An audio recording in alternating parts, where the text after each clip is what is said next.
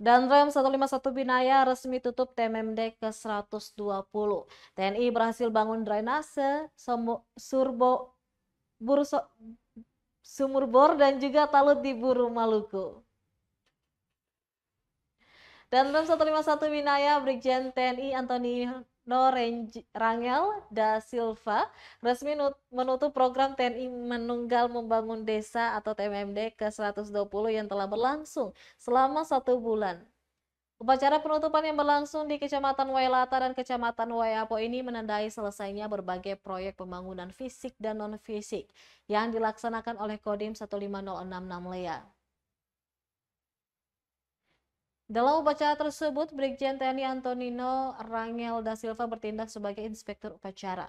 Ia menyampaikan rasa terima kasih kepada seluruh pihak dan masyarakat yang telah mendukung suksesnya program TMMD kali ini. Letkol Agus Nur Fujianto selaku Dandim 15066 Lea melaporkan bahwa seluruh target pembangunan baik fisik maupun non-fisik telah tercapai 100%. Proyek-proyek yang berhasil diselesaikan meliputi pembangunan drainase sepanjang 270 meter di Desa Waileman dan talut sepanjang 353 meter, pembangunan drainase sepanjang 365 meter di Desa Waineta, serta 3 sumur bor di Desa Wainetat, Desa Kubalahin, dan Desa Grandeng. Selain itu, TMMD ke-120 juga melaksanakan berbagai kegiatan non-fisik seperti sosialisasi tentang wawasan kebangsaan, bahaya narkoba, pertanian, bela negara, ideologi Pancasila, keluarga berencana, kesehatan, dan stunting. Juga keamanan dan ketertiban masyarakat, serta kerukunan antar umat beragama. Brigjen TNI Antonino berharap hasil pembangunan ini dapat meningkatkan perekonomian masyarakat dan mengimbau warga untuk menjaga dan merawat fasilitas yang telah dibangun agar masa pakainya lebih lama.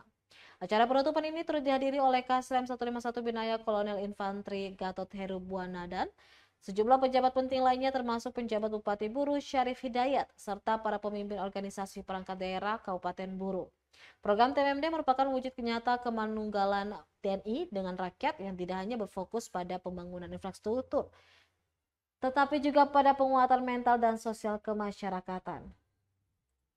Ayo.